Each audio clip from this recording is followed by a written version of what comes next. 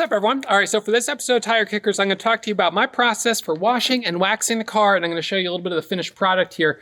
So I'm spritzing the side of the car here with just plain water. Now, unfortunately, this spritzer it must be a little dirty because it doesn't. It kind of puts out bigger pieces of water. It kind of spits out little pieces. But what we're looking for is beading action. And that beading action right there, and fairly uniform beading minus the issue with the spray gun, is what we're looking for from a good wax. And we want to see it hold like that for a long period of time. And that's the biggest frustration when a lot of people will wash and wax their car. That's the frustration that I had, that I drive in the rain once and now I've got to start over. So I'm going to walk you through the process, the routine that I have right now. So this is going to look good like this for as long as possible. And that can be anywhere from 6 to 8 months with minimal upkeep, depending on your driving conditions. Or if you're driving in, snowy, rainy type of conditions, it's going to be more frequently, once, maybe every 2 months or something like that. But let me walk you through the steps that I take, and I'll probably do separate videos for each individual step in a little bit more detail. But in this episode right now, I'm going to break down essentially how to go from something like this, where this car it really is pretty dirty. Not only is it like actual dirt on the side of the car, but there's some oxidation and stuff like that. And so we're going to use this car as the one that we're going to wash to get cleaned up and see if we can get it looking a little bit more like this right over here.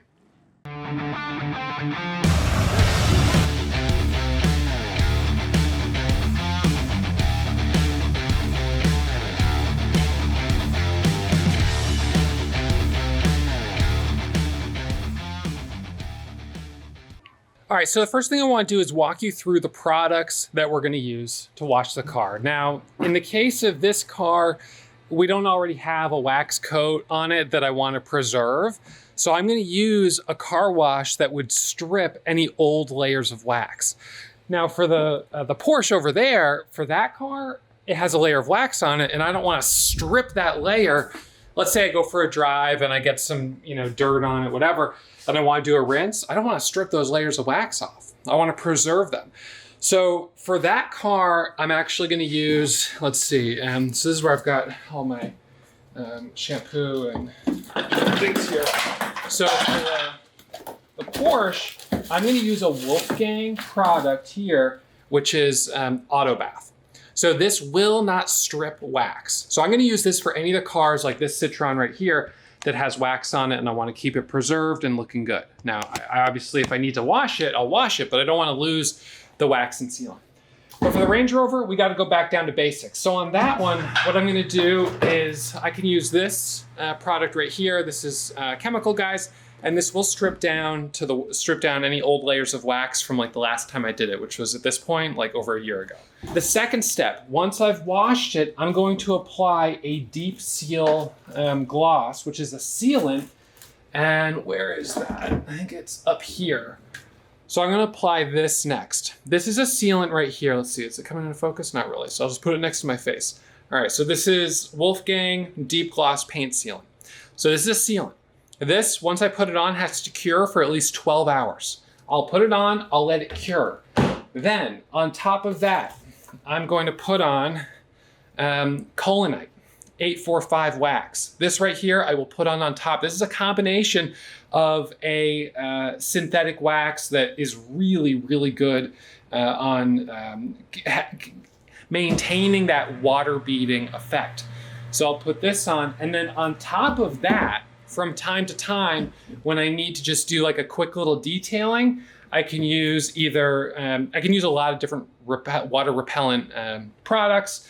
This is one that I have right here that works well. There's another one that I have that is by Stark that's used more in boating, but creates a really nice water repelling finish. And then there's also by Wolfgang, let's see, where is it? It's down here somewhere, but it's called Instant Spritz.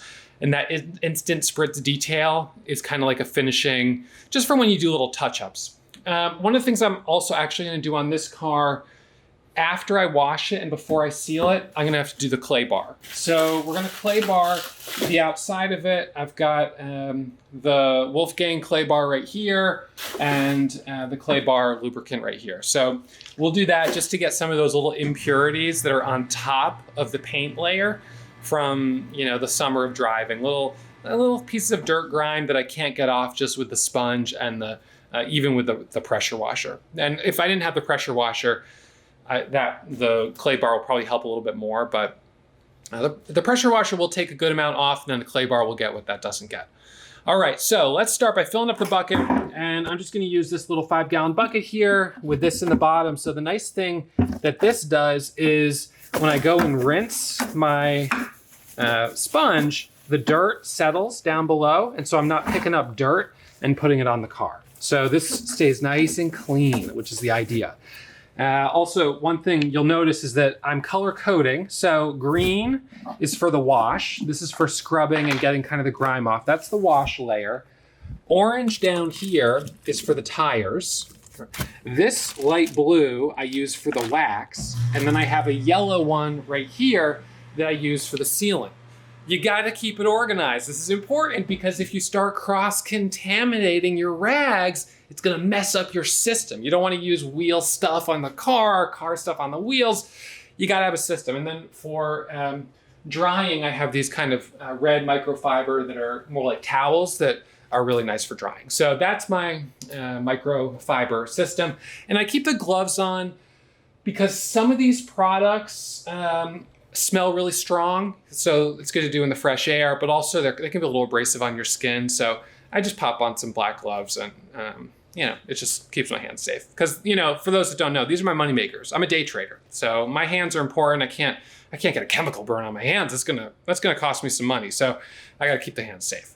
All right, so let's fill this bucket up with water and soap and start washing.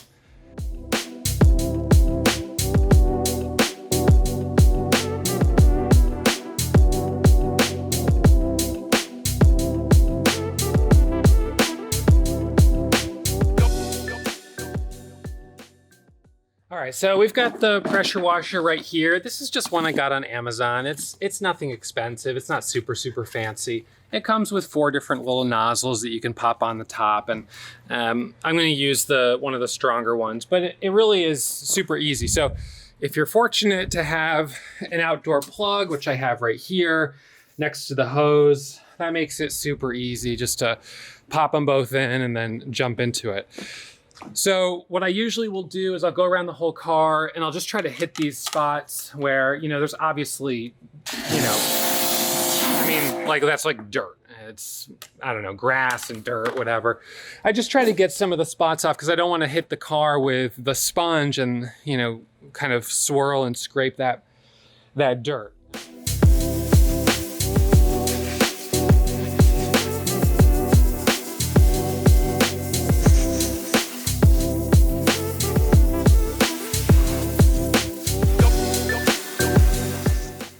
So although I got off a number of the good spots, even with the pressure washer, you can see I wasn't able to get into some of this because this is like, you know, this is like a real grime.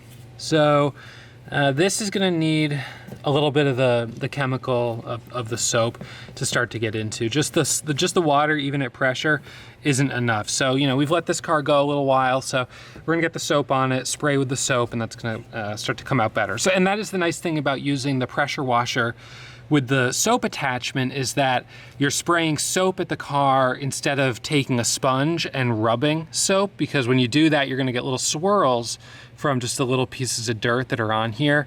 That's not gonna show too much on a white car, but on a black car, those swirls really will stand out, and it's gonna, you're probably not gonna like it. So depending on the color car you have, does to a certain extent dictate how you're gonna approach washing it and waxing it.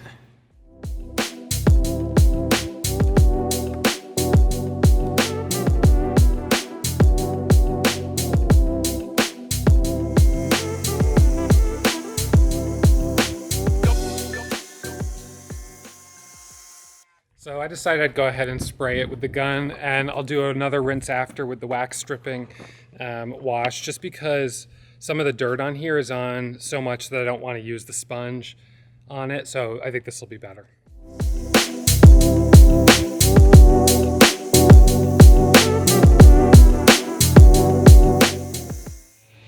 All right, so the outside is, the paint itself is in pretty good shape. I did use a microfiber just to get some of the spots that are enough on the surface that I can get them with a microfiber. And just makes as little clay barring as necessary, because that can be a little time painstaking. So just kind of going through with this microfiber to get off some of the little pieces of dirt and grime. All right, so now that the car is washed, we're gonna do the clay bars. So I have both the Wolfgang product and the Chemical Guys product, and they're, as far as clay bar, they seem very similar to me. I don't think there's a big difference. So the clay itself, you know, it is kind of like, you know, Play-Doh-y. Well, it's thicker than that. It's kind of like an eraser, or like, I don't know what you'd really compare it to, but it's definitely thick. And one of the things you want to do is you want to stretch it like this and flip it over frequently and knead it together. Now, this is slightly abrasive, so if you run this right on the raw paint, it is going to scuff and swirl. So that's what this is for. So I spray this on like this, and I'm going to put my gloves on because that stuff has kind of a strong smell. And while I do that, you can look at the zoom in close-up of the oxidation marks on the back of this car. They get the worst on the tailgate and sort of behind the wheels. It happened the first year I had this car, that winter, and I brought it up to Land Rover, and it had a ceramic coating on it, but it happened anyways, and they detailed it and fixed it, but then it happened again the next winter, and now it just kind of, it's just, they're hard to get off. So I'm not going to make an attempt at getting all of them, because to be honest, it's not really worth it. They're really only noticeable from a close, when you're really, really close, but I'll try to get some of the bigger ones, and so let's go ahead. So I'm going to do a little spritz here, and make sure this is wet. And then just like that, I can go over these, and you'll feel, as you go over, you'll feel it pick up a little piece of, you know, whatever it is, the grime or whatever. So you'll kind of keep feeling these little, because the lubricant makes it slide here so well that when you hit a little bit of resistance, you know that that's you picking up a piece of impurity. And sometimes it even makes like a little sound, like it's kind of like a little scuff sound, which that's why you want to knead this pretty frequently, so you're not gonna get swirls from rubbing this in, or rubbing the whatever impurity is into the car, into the paint. So anyways, this is what I do on the problem areas, and you know, I'm just kind of selective about how many I'm willing. I mean, you can spend as much time as you want doing this. It takes a little muscle. So that one I just got out, and that was one of the bigger ones. So, you know, I kind of go around to get some of the bigger ones. But to be honest, from a distance, I don't think they're even noticeable. So probably the black grime is actually more noticeable on this car than those little orange oxidation spots. So I'll just walk around. I'll, you know, get the spots where I see them. I'll just, you know, hit it with a little bit of this, and then, you know, go across like that, knead it up, go again on the other side, and then I'll be ready to do just a light rinse and then the sealant.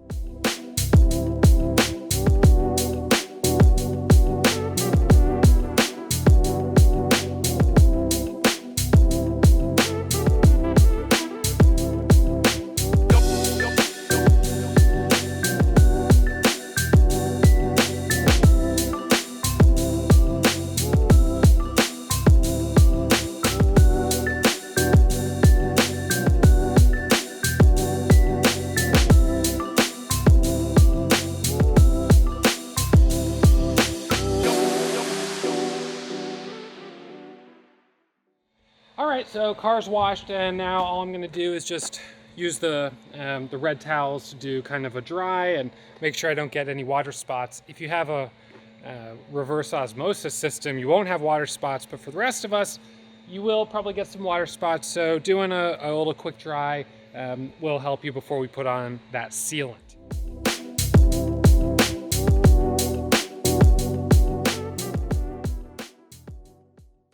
All right, so now we've got the Wolfgang Deep Gloss Paint Sealant, and this is the one that I really like. I've tried Chemical Guys Jet Dry, or I think it's something like that, and I didn't think it lasted very long.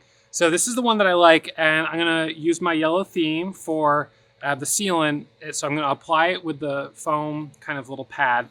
And this goes on, it's super easy, goes on really well. It does smell pretty strong.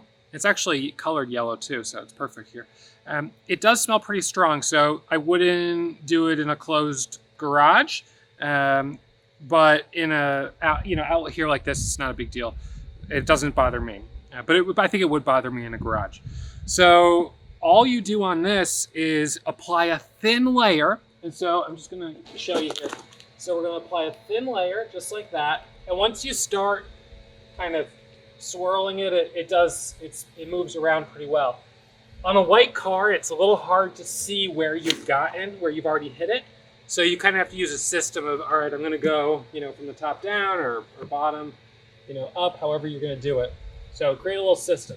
On the black, see how, I don't know if you can see that, but on the black, it's much easier to see where you've already gone through. And then what this is gonna do is, over the course of like 15 minutes or so, it'll dry to a haze, and then you buff it out. All right, so we're gonna apply it. We'll put a thin layer around the whole car. We'll let it dry to a haze, and then I'll buff it out with this. And then, although it's gonna look dry, it's not. It needs to cure overnight. So I'll park the car in the garage so it doesn't get any dew on it or any rain on it or anything like that. And then tomorrow it'll be cured, and I'll be able to apply, if I want to, optionally, the top wax coat, which I will. Use the 845 top wax coat all the way around. And what that's essentially going to do is it's going to extend the life of the sealant by adding another layer on top of it. And then I can also add a sacrificial layer of kind of like the instant detail or spray-on wax, and I can do that in between times when I kind of rinse the car off and wash it. So I continue to have a couple layers above the sealant, both in a synthetic wax and some of the natural kinds that a lot of people like, but that don't last as long. So kind of layering like that is good, as long as you don't apply a wax that has a cleaning agent in it, because if you do, it's gonna melt down the layers underneath. So you wanna make sure you use pure waxes as topping layers, either synthetic or natural.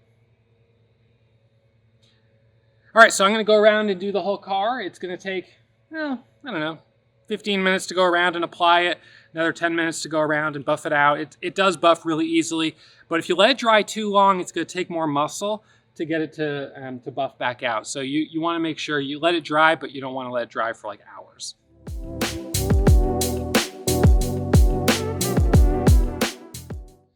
So I moved the car into the shade to apply the sealant. It's better when the paint is not hot. And so it's now had time to dry. You can definitely see it much easier on the black paint here than on the white, which just is what it is. But so then with the cloth, just like that. And it takes, the more it dries, the more muscle it takes to get it buffed out. But you get it buffed out, and then you're going to be in good shape. Now, I do still have some wet spots or water spots on the glass, which I'm going to deal with at the very end with a glass cleaner. So don't worry about that right now. Right now, we're just still focused on the paint and getting that nice and clean. So that now feels really good.